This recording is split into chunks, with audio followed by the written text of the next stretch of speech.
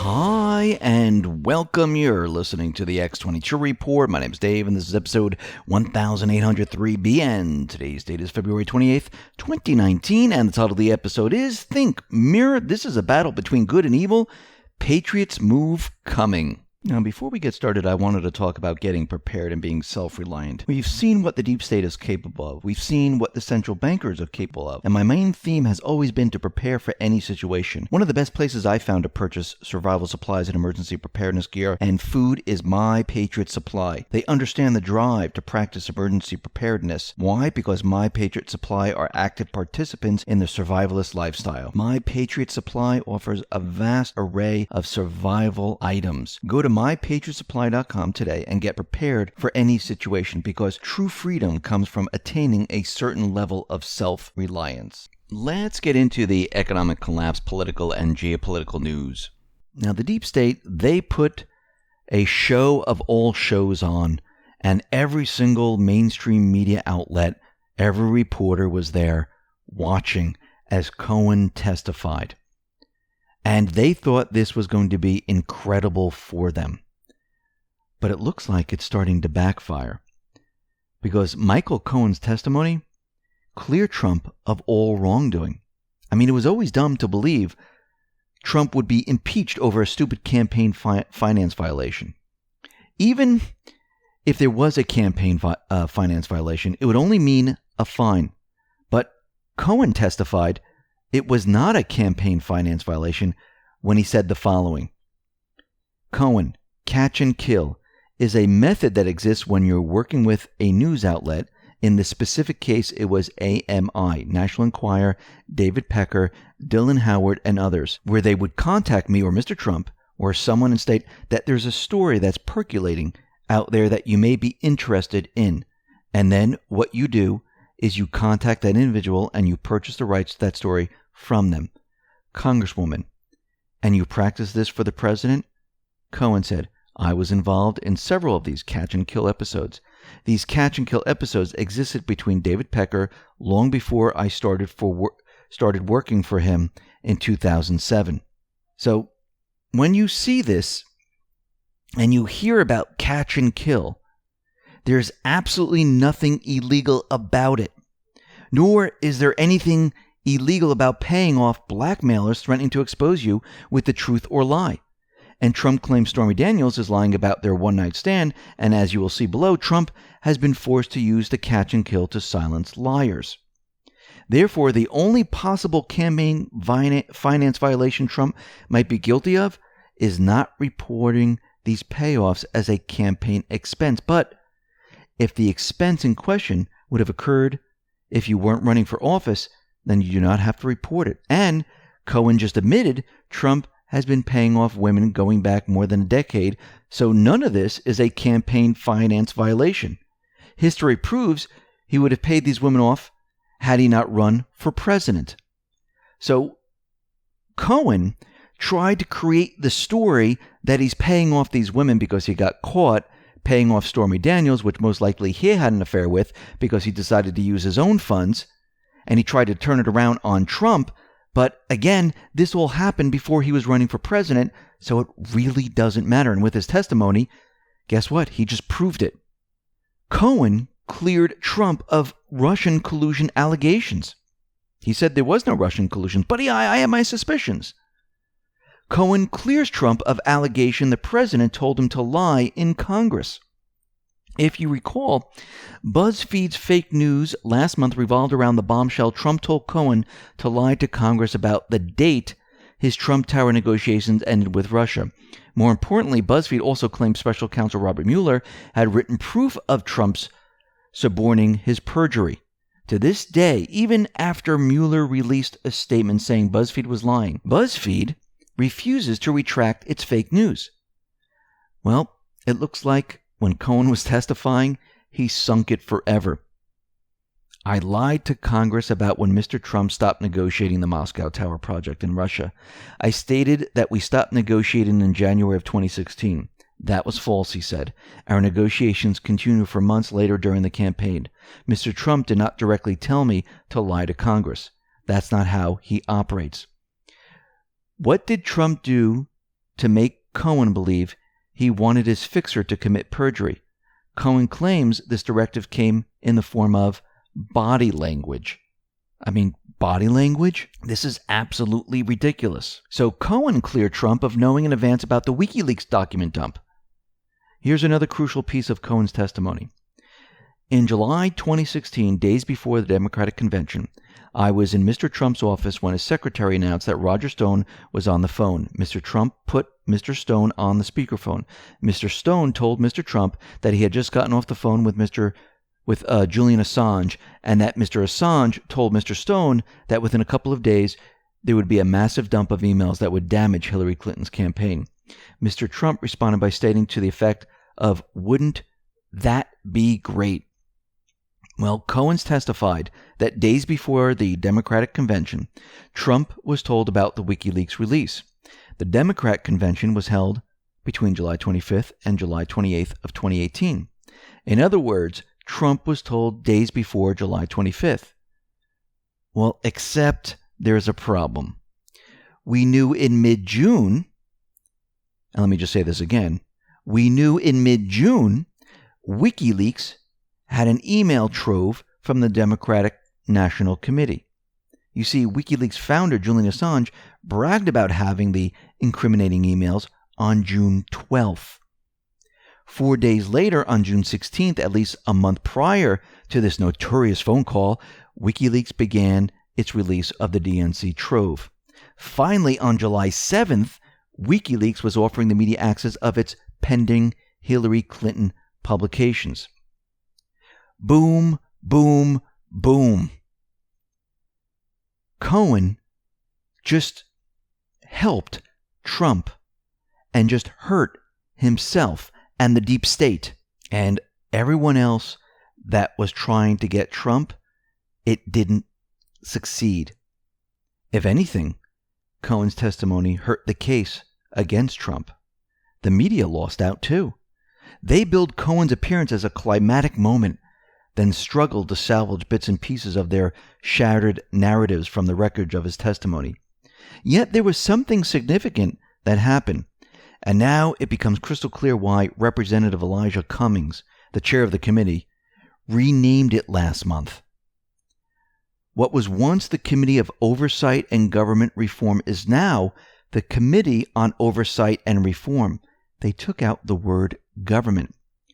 Cummings said the new name reflected the committee's true jurisdiction, which covers both government and private sector. By private sector, they mean going after Trump. So it's not about government anymore. It's about going after a certain individual. So what the country saw in the Michael Cohen hearing was a committee no longer concerned with clean and effective government, but one that has become a giant Democratic opposition research operation. Now, Jordan and Meadows, they are now asking the Department of Justice to investigate Michael Cohen for perjury. They said, while testifying under oath, Mr. Cohen made what appeared to be numerous willfully and intentionally false statements of material fact contradicted by the record establishment by the Justice Department of the United States versus Cohen. So Jim Jordan wrote a letter to Attorney General William Barr and said that his testimony included intentionally false statements designed to make himself look better on a national stage. So right now, Cohen, this whole thing, this whole entire show that they put together, and this was Lanny Davis, directed by Clinton, directed by other deep state operatives, it has completely failed. Remember, this was a scripted show. This is why Q continually says, enjoy the show. But I want to go back to Trump's tweet. This was February 27, 2019, while the Cohen hearing was going on. Michael Cohen was one of many lawyers who represented me, unfortunately. He had other clients also. Now, remember this phrase, the sentence. He had other clients also. He was just disbarred by the state Supreme Court for lying and fraud. He did bad things unrelated to Trump. He's lying in order to reduce his prison time, using Crooked's lawyer. Now, let's think logically for a second. How do you introduce evidence into an investigation legally? Remember, he has other clients. Well, guess what? Now you can go after his other clients. you can figure out and you can put together and you can see what has been going on. So Cohen is digging his hole deeper and deeper and deeper. Now, Democratic Representative Omar tweeted out a call for the inevitable overthrow of the duly elected president.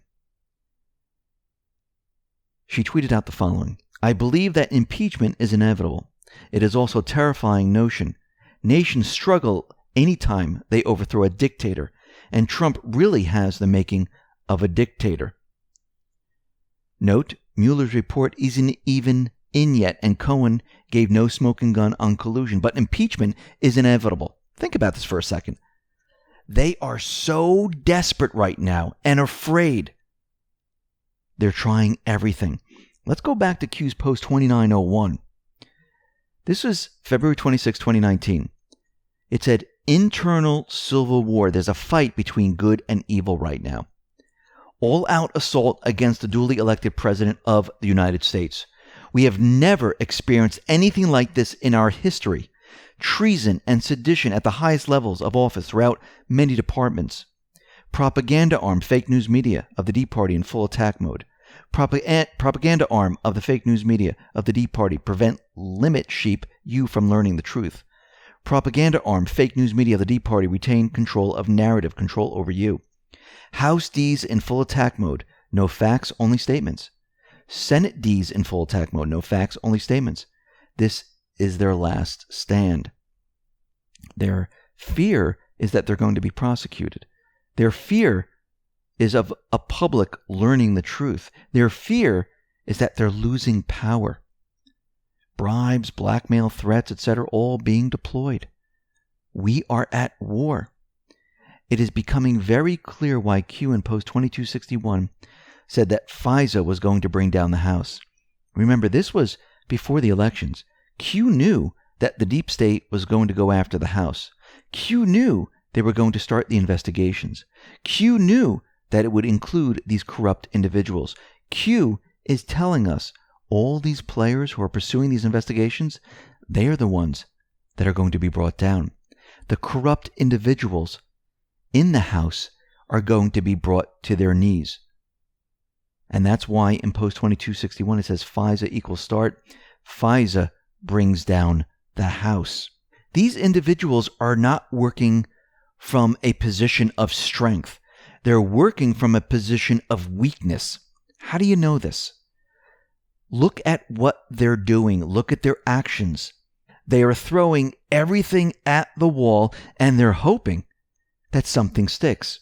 What does that tell you? It tells you they do not have any facts. All they have is propaganda, and they're getting nervous. They're trying to get and force public opinion against Trump. Think about what Cohen was saying, that he's a con man, he's evil, he's not a nice guy. You shouldn't, those people who are patriots, who are sticking by him, you're going to end up like me. Why do you think he was putting out that message? I mean, there was no facts or anything behind it. They were trying to make the public think that if you stick with him, you'll end up like Cohen. But guess what? It's not working. We're seeing right through their BS. They have no facts. They have no truth. If they truly had truth and they truly had facts, they would put it out there. I mean, Cohen handing over Trump's personal financial information, that's illegal.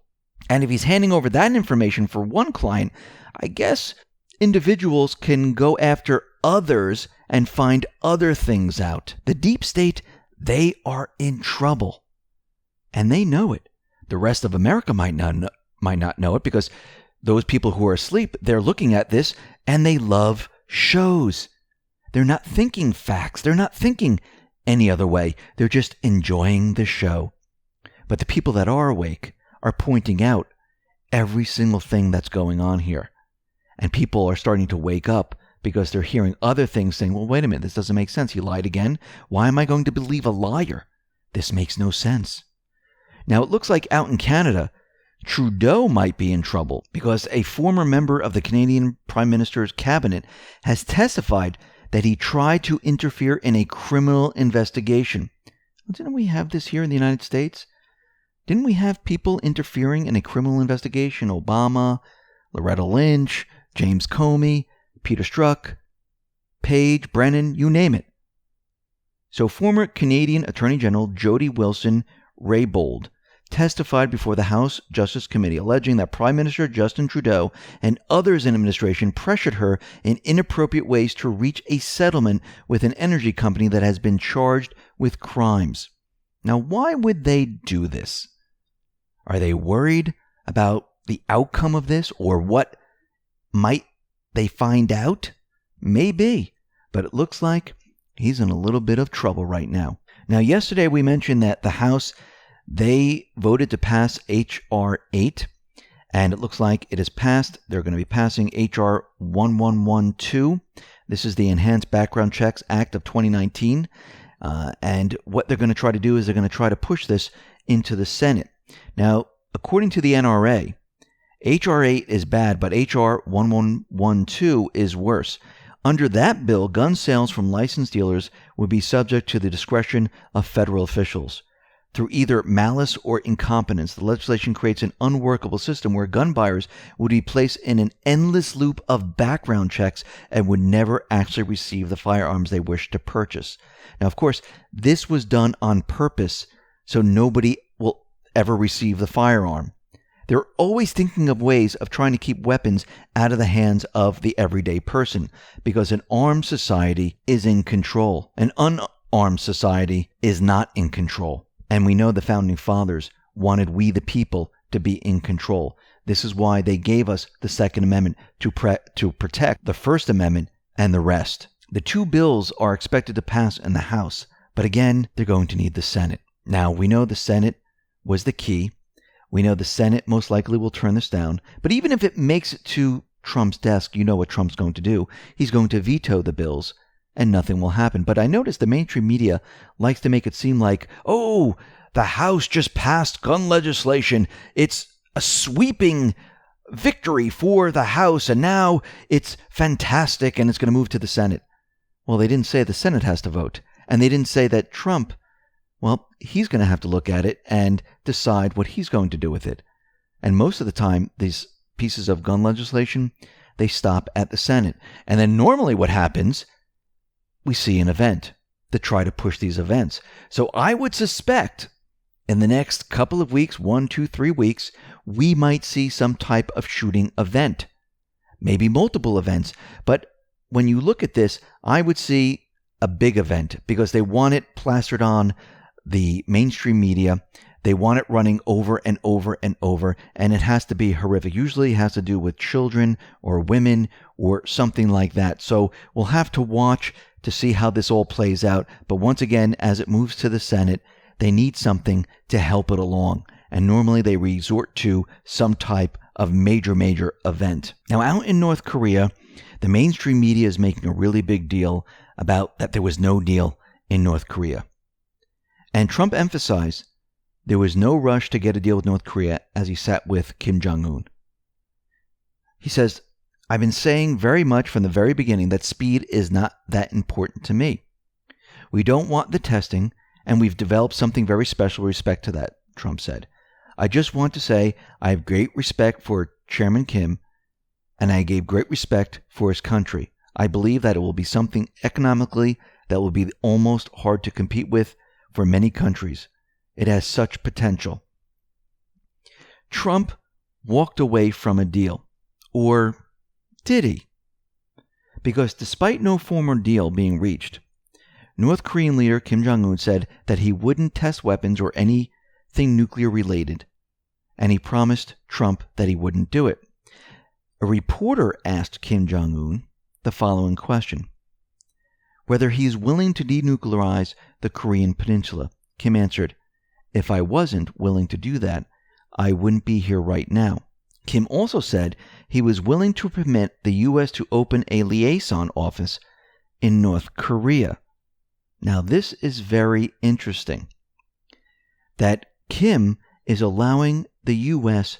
to open a liaison office right there to work with him. Now, you have to remember what Trump does. Trump is a deal maker. Now, North Korea was pushing for all sanctions removed. Trump did not want to give this to them just yet. I do believe that Trump is looking for the power play, and I do believe that Trump and Kim, they came to some type of an agreement, and they're setting up a U.S. liaison office in North Korea to continue with the work in North Korea. Now, Foreign Minister Ri Yong-ho lamented that the U.S. had rejected Kim Jong Un's demand for in tandem sanctions relief in return for staggered denuclearization actions. Now, this in tandem demand, the foreign minister said, will never be changed. The minister also suggested that the U.S. doesn't understand North Korea's red lines for any deal. Again, don't worry here, because it wasn't Kim that said this. This was the foreign minister, not Kim himself. That was deliberate. Kim did not make the statement. Kim retains maximum flexibility in future diplomatic dealings. So Kim is still flexible to deal with Trump because he could say, hey, that was my foreign minister. I never said that. The other thing I think Trump did was he wanted to set up something directly in North Korea. And I think this is why the U.S.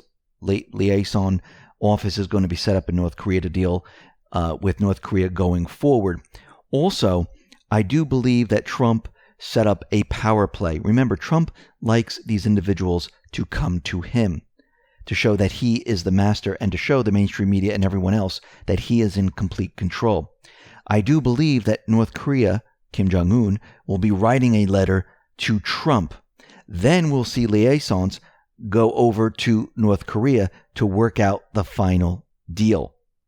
And the mainstream media, who's saying, oh, look, no deal, he failed and all this stuff, Trump is going to look a lot better than if he just made a deal at the summit, because at the summit, they wouldn't have reported on it.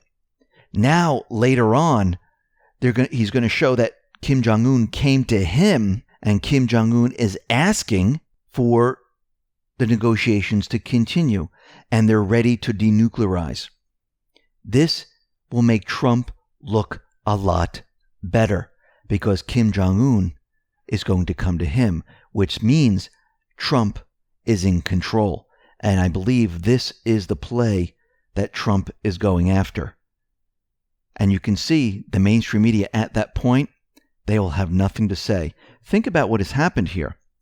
They had Cohen testify the exact same time the summit was set up.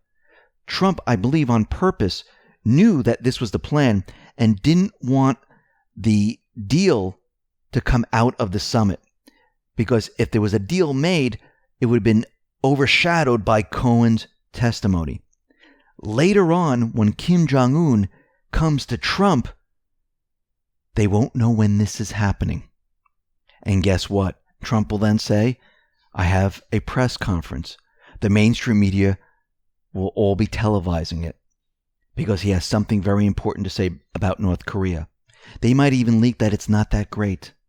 And then Trump will come out. He will show the letter from Kim Jong Un, and he'll say, we are making a deal. They are denuclearizing. We are now setting up individuals to be in North Korea to work with Kim Jong Un to complete the denuclearization. Power play. Who is in control? The Patriots. Remember, the next move, it's the Patriots' move. And the deep state, there's no place to run. Listen, everyone, thanks a lot for listening. Be well, be safe, and especially be prepared. Thanks a lot.